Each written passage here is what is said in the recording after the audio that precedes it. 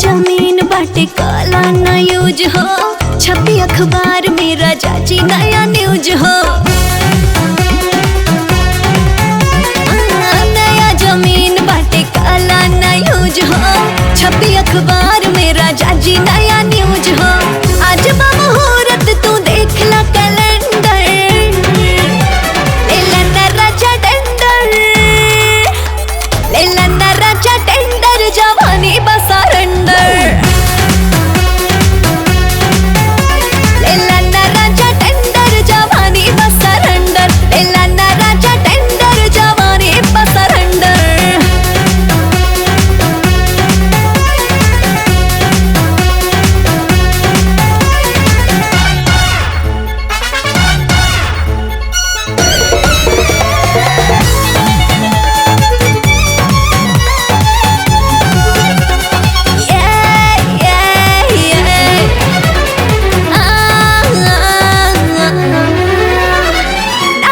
जज ना वकील हो, कल डायरेक्ट हमसे डील हो।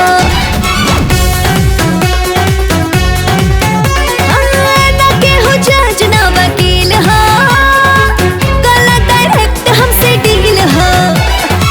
बाटे में जज आज पूरा रंगीन हो, मिली ना रूप कहीं ऐसन हसीन हो।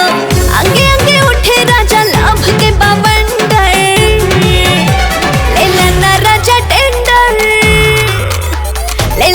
राजा टेंडर, जवानी बस सरेंडर। ले ला राजा टेंडर, जवानी बस सरेंडर, ले ला राजा टेंडर, जवानी बस सरेंडर।